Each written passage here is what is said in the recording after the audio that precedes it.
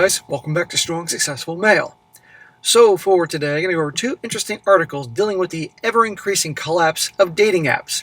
First article is going to deal with Hinge, where we have a former employee of Hinge who saw the writing on the wall, got out of there, and now she's embracing a new business to deal with actually people meeting up in person rather than on dating apps, because she could see with Gen Z, it was going bye-bye. And the second article is going to refresh and deal with Bumble. A couple weeks ago, Bumble announced they are laying off 30% of their workforce, give or take. Their stock had collapsed over time, big mess. And again, because guess what? Dating apps are not what they used to be, particularly with Gen Z. Now, why am I going over this? Who cares? Well, I'm going over this because, as many of you are well aware, dating apps have been a massive contributing factor to the mess that's been going on for quite some time. I mean, I remember Match.com coming around in 2000. A couple buddies of mine tried it out just for the fun of it. It was stupid, pretty basic back then. But ever since then, you all well aware how things are. These dating apps, which is a way that even just the most average gals that don't have much going on for them can get bombarded with attention from thirsty guys, hence sending their egos to the stratosphere, their levels of entitlement to the stratosphere. It goes on and on. And most guys have learned that unless you're the top 5-10% of guys out there in terms of looks and income and stuff like that, you're wasting your time. And lots of guys have walked away from the apps, and now it's Gen Z. And I have a theory here that it isn't just the fact that Gen Z wants to meet people in person. I think a lot of them simply just aren't interested in dating relationships like my generation was when I was, late teens and 20s. And I'm sure a lot of you have noticed this if you have kids, because I got nephews that weren't really into that until like their early 20s. Back when I was younger, in high school and in college, you were trying to get some you-know-what as often as possible. It's just changed, as well as young guys realizing it's not worth it. So anyhow, guys, I'm going to go over this. Now, real quick, before I get into this, a couple interesting statistics here. I was curious, and you're going to hear how, later on, how Bumble's peak, I guess, of their stock was around July 2021. Well, listen to this. Today is July 9th, 2025, and on July 9th, 2021, the price of Bumble stock was around $53 a share, give or take. The price of it, when I checked it a few hours ago, around $6 and change. What does that tell you? Wall Street's always forward-thinking, and they've been saying, obviously, the writing on the wall is the peak was a long time ago. Here's another one, Match.com. Match, which owns Hinge and other different dating apps. In July 9, 2021, Match's stock price was $162 a share and change. When I checked earlier today, $32 and something change. So there you go. And what's interesting is the app Grindr, which is also a public company, believe it or not, for LGBTQ, LMNOP, I don't know all the fucking letters. That's actually done the best. I don't know what the exact numbers are. It's down from 2021, but nowhere near as bad as the other one. So we can all speculate on that one. So anyhow, the first article dealing with Hinge and the Hinge employee says here, Ilana Dunn, the host of Seeing Other People podcast and former Hinge content lead, said that while dating apps are making an effort to change, there's only so much that they can do. She predicts that more Gen Zers and Millennials will take part in the in-person meetups to find a romantic partner. Well, she worked there. She saw the writing on the wall. She got out because guess what? There wasn't a future there.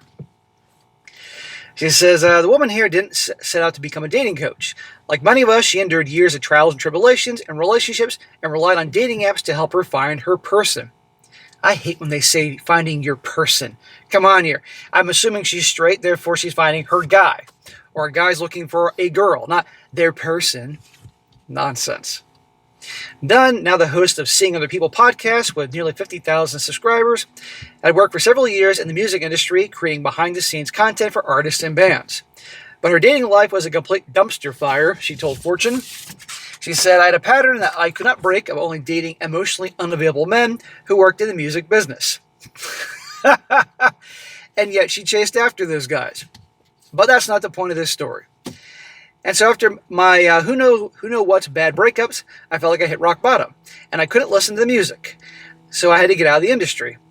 With that, Dunn left the music industry to take a content lead position at Hinge in 2018. Okay, Hinge. Back when they was doing well. She says, when this opportunity came up, I was like, wow, what a cool way to use all the pain and heartbreak that I've been through to even help just one person out there. It would make it all worth it. As she joined Hinge, dating app popularity was starting to peak. Hinge was acquired by the Match Group in 2019, which gave it some juice, and COVID-19 ushered in a pandemic lockdown-era dating boom. Dunn even matched with her husband on a dating app, although she said that the connection formed in person over a glass of wine. Imagine that people actually make a real connection in person. Little did Dunn know at the time that several years later, dating apps would tank under new dating expectations and sentiment from the younger generations. Here we go. Gen Z. And you know what? Yeah, maybe a part of it wants to meet people in person, but I still convinced a lot of it has to do with it just not wasting their time anymore. And it isn't just the guys as well, it's the girls. Forbes found in a 2024 survey that more than 75% of Gen Zers felt burnt out using dating apps like Hinge, Tinder, and Bumble because they don't feel as if they can find a genuine connection with someone despite how much time they spend on the apps. What does that say? And Match Group's financial results illustrate these changing attitudes. Match's first quarter profits came in at $117.6 million compared to $123 million in 2024, and paid usership was down 5% from a year ago at 14.2 million users. I'm going to stop right there. Now, some of you guys might think, hey, big deal. Big deal that the profits were $117 million compared to $123. Big deal, $5 million, small potatoes. That's huge on Wall Street because Wall Street is always forward-thinking. They want to know about growth, not that things are declining. And when they see a company on the decline, stock tanks. That's just how it is. Even if it makes a lot of money. It says here, even Match Group CEO Spencer Rascoff admitted in a letter posted on LinkedIn that dating apps today feel like a numbers game that leaves people with the false impression that we prioritize metrics over experience. Well, I guess a couple months ago, it got out that Tinder was adding a feature for women that they could add to the search a guy's height. So, as we all know the joke about women want guys that are 6 feet tall, 6-figure income, six pack, all that. Now they'll just search for guys above a certain height. So, guys that are maybe 5'10", well, they're not going to get noticed because of them typically entering very tall guys. And we can all laugh saying, where's the search feature for men about our weight? They didn't have that. So these things that would push men away, This has led several major dating app brands, including Hinge, Bumble, and Tinder, to introduce new features and products to their lineup. One example is a feature allowing Tinder users to pair up with their friends to encourage double dating. That's stupid. That's not going to do anything. And by the way, Tinder is for hookups. Everybody knows that. This is the way that Gen Z wants to connect, Raskoff said. They want to vibe their way through meeting people. While dating apps won't make the comeback they're hoping for, while Dunn said that she's glad the dating apps are trying to evolve because they need to, she said she doesn't think there's anything they can do to save the dating app industry altogether. Well, I agree with that. And again, whether it's Gen Z and some of the millennials saying, you know what, I'm done this crap, it's a waste of time. I'd rather meet people in person. Or just simply our people are backing away, which is a lot of guys out there. These dating apps are tanking. And guess what? Investors are pulling out, obviously, because of the decline of their stock prices. They can try to come up with more ways to allow people to access chemistry, but unless they are really pushing people to meet in real life by maybe creating more in-person activations and events where people can assess, is there a vibe here? I don't know they will be able to make a comeback to being as big as they once were. Well, I agree with that. Gen Zers and millennials have become increasingly interested in meet cutes or meeting a romantic partner in real life instead of an online dating app. She says, I don't want to just be chatting people online, said Louise Mason, a millennial freelance marketing specialist from Doncaster, UK, previously told Fortune, I don't want a pen pal. That led to more people starting hosting in real-life meetups, like Max Gomez, a Gen Z communications professional who hosted a champagne and shackles party to match up partygoers. Champagne and shackles? Okay. They posted flyers around their neighborhood and invited a bunch of strangers for some matchmaking in real time, Gomez told Fortune.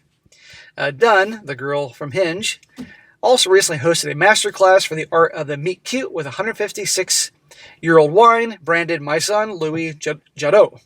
The idea was inspired by the classic concept of meeting a significant other at a bar sharing wine. Again, what an idea. What a concept. Meeting people out and talking to them. She says, if you're just sitting there on your couch thinking, wow, the apps aren't working for me, and no one's banging down my door trying to meet me, I'm going to be single forever, you're not necessarily putting yourself in the best position, she said. She still predicts that we'll start to see more in-person master classes, single events, and other opportunities to meet romantic partners now that the sentiment about dating apps is changing. Still Dunn said that the fact that the dating apps are making an effort to evolve shows. Hinge has listened to the number of matches a user can chat with at once, which forces users to make decisions and prioritize matches they're generally interested in. She says, I do think that dating apps have come a long way in helping curate healthy dating behaviors. What? No, they haven't. It's a mess. But I also think there are just so many people who are using them so passively. Now, the rest of the article is her just giving some dating tips, which I know none of you care about, and I don't care about, so I'm just going to skip that. Now I'm going to get on to the other article about Bumble's demise. This won't take too long. A little refresher for you guys that heard about it, and for you guys that didn't hear about it, now you'll know what's going on. And this article is titled, Dating app Bumble is laying off 30% of its workforce. And again, this announcement came out a couple weeks ago. It says your Bumble, the beleaguered dating app whose stock has lost 90% of its value since going public in 2021, is axing 30% of its workforce. By the way, guys, when I said earlier the stock price today was like $6 and change, it was like $5 and change until this announcement. The company announced in a regulatory filing Wednesday that the layoffs amount to 240 positions, while saving Bumble $40 million annually. The workforce reduction realigns its operating structure to optimize execution on its strategic priorities, with the company reinvesting a substantial majority of the money saved into new products and tools.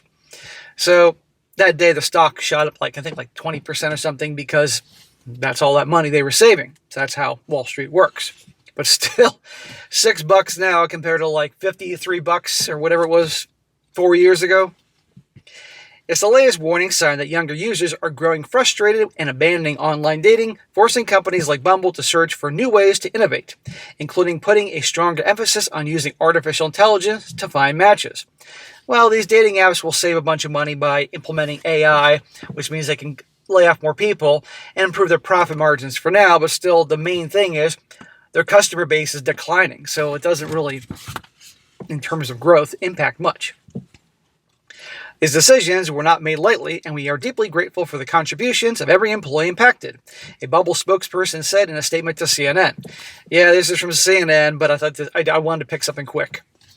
Our focus now is on moving forward in a way that strengthens our core business, continues to serve our members effectively, and positions us for future growth. Bumble stock has collapsed since going public 4 years ago, prompting founder Whitney Wolf Herd into returning to the company in March after a 2-year hiatus. Herd was blunt in an interview with New York Times, saying that Bumble needs me back and that watching it fall from its peak has been very hard. Well, I can imagine. You create something and it goes to shit. Yeah, that would be hard. Revenues declined nearly 8% in Bumble's most recent quarter, and premium paid subscribers declined by 1%. The company will release its next earnings report in August. Okay, well, it's July 9th. August is a month away. I'll be very curious about that. Guaranteed they'll find ways to improve their earnings per share by cutting off those employees, but in terms of revenue, that's declining. That's all Wall Street wants to hear. News of the layoffs sent Bumble stock up about 17% higher. Beyond Bumble, rivals like Match Groups, apps like Hinge, and Tinder are also struggling. In May, the company reduced its workforce by 13%, amounting to about 300 employees. Tinder is rolling out new features to help keep users engaged, including a double date feature that allows users to pair up and go on group dates. However, there's one dating company that is having success, Grindr. The LGBTQ+ oriented app has seen its shares grow more than 115% over the past year. It's evolving beyond its location-based, hookup-centric grid format with new features aimed at making it more of a formal dating app, a bid to expand its user base and attract more advertisers. Well, there you go. So it's working for Grindr. So guarantee the other apps will try to copy Grindr and what they're doing. They'll might try to buy Grindr so they can use their money-making abilities to help beef up, their operation. But still, so anyhow, guys, I thought it'd be good to report on this whole thing of the collapse. I find it very funny because it's a big mess, and these things are designed in a way that for your average guy, or even guy that's above average but not the top 5 to 10%, it's not worth it to them anymore. And so many guys know this. So many guys, I've been on them. I haven't really gotten a whole lot of detail about them, but trust me, I've been on them. It's, it's not worth it. And many of you guys have experienced it and know it's not worth it either. So I find it quite funny to watch this thing go to crap. And I'm willing to bet they'll stick around for a while, and they'll find cost-cutting savings, particularly through AI, to cut back on their workforce to save some money for a while. And I'm willing to bet you there'll be probably more mergers and acquisitions in this, guarantee, as long as, legally they're allowed to do so. But just if the customer base is declining, if people aren't signing up, then there you go, end of story. They'll still make money, but their stocks won't be worth shit compared to they used to be, because there's not a whole lot of growth in that area. Anyway, I thought you guys would like to hear about this. All right, guys, that's it for today. Be sure to comment down below. Let me know what you think about this. And guys, you find a good article you want me to cover or a good personal story you want to share, send it over to me, strongsuccessfulmale@gmail.com. And if it's a good one, I'll definitely cover it. And be sure to like the video, share it with your friends, and subscribe. I'll catch you next time.